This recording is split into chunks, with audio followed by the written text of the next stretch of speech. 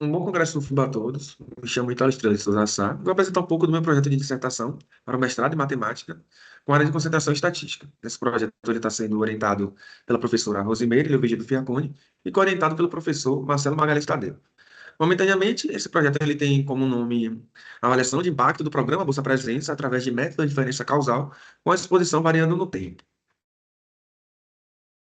Avaliação de impacto ela é a abordagem específica que visa analisar a diferença que a intervenção causou ou pode causar em relação aos resultados observados.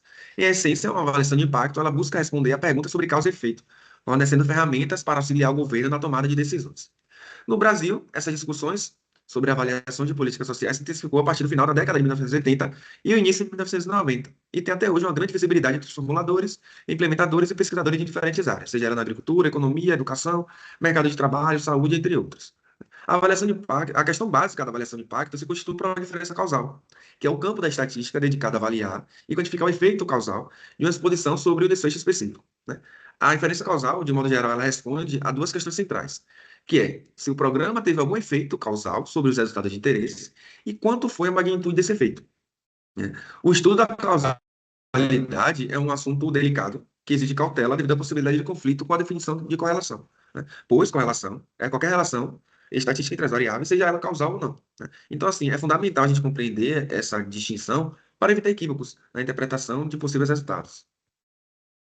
Existem algumas abordagens metodológicas que foram desenvolvidas para lidar com a inferência causal. Uma dessas abordagens é o modelo de respostas potenciais, que foi proposto por Neyman em 1923 e extendido por Loeb em 1974. Né? Ele estabelece a relação causal entre a intervenção e o seu efeito. De um modo geral, esses modelos eles seguem essa seguinte terminologia, e a estimativa do efeito causal da intervenção ela é dada pela diferença entre o desfecho que teria sido observado se a unidade tivesse recebido a intervenção, pelo desfecho que teria sido observado se a unidade não tivesse recebido a intervenção. O grande desafio ele reside na impossibilidade de obter simultaneamente ambas as respostas, sendo assim impossível calcular esse efeito, né? Porque a gente pode perceber que quando a unidade ela é submetida à intervenção, a gente desconhece o que teria ocorrido com ela se ela não tivesse sido submetida à intervenção. Sendo assim, esse é o contrafactual. Da mesma forma acontece quando ela não é exposta à intervenção, a gente desconhece o que teria ocorrido caso ela fosse exposta, né? Apesar dessa limitação, é factível a gente mensurar o efeito causal esperado na população em um certo estudo, no qual existem dois estimadores que são comumente utilizados na estimação desse efeito causal a nível da população de interesse. A gente tem o ATE, que representa o efeito médio da intervenção, e o ATT, que representa o efeito médio da intervenção entre os que receberam a intervenção. Quando a variável de interesse tem uma escala de mensuração binária, como, por exemplo, a ocorrência ou não ocorrência de uma determinada intervenção, o efeito da intervenção ele também pode ser mensurado através de outras duas medidas de efeito, né? A diferença de risco causal ou a razão de risco causal. Na maioria das pesquisas de estudo de diferença causal, a intervenção em análise ela possui a característica de ser fixa no tempo, ou seja, a intervenção ela é aplicada de maneira consistente e não muda ao longo do período de observação. Mas ainda assim, existem conjunturas em que a intervenção ela varia durante o tempo e que ainda assim é extremamente possível lidar com situações desse tipo, né? A modificação da exposição ao longo do tempo ela pode ocorrer de duas formas: da forma sistemática, que é quando a estratégia ela é definida de forma controlada, ou condicional, quando a estratégia ela é definida de acordo com determinadas condições pré-estabelecidas. De um modo geral, a gente tem um TQ, que pode representar o histórico do status de intervenção, e o LK representa, por exemplo, o histórico de covariáveis durante o período de análise, né? É super importante que a gente garanta os pressupostos definidos para conjunturas em que a intervenção é fixa e que esses pressupostos também sejam assegurados no caso em que a intervenção varia ao longo do tempo, pois isso irá ajudar na redução do viés e assegurar a validade dos resultados ao longo do tempo.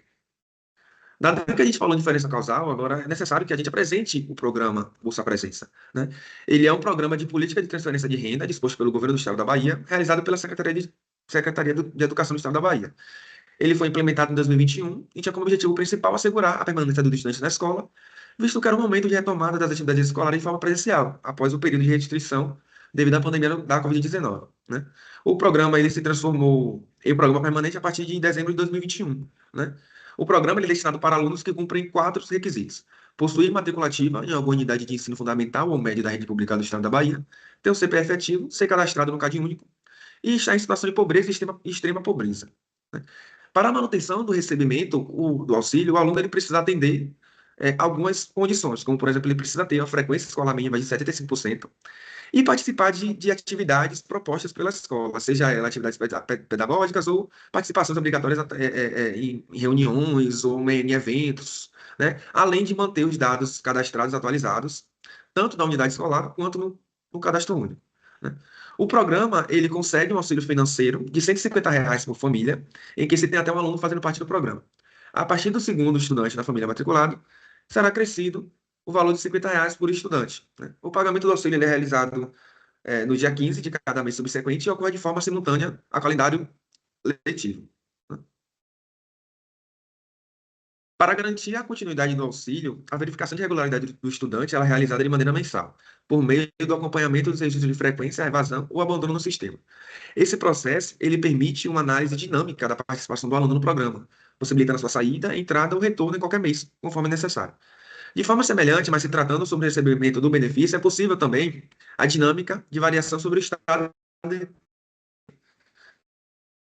pois é possível que o aluno esteja elegível para receber o benefício, mas que ele não receba em determinado mês por algum motivo.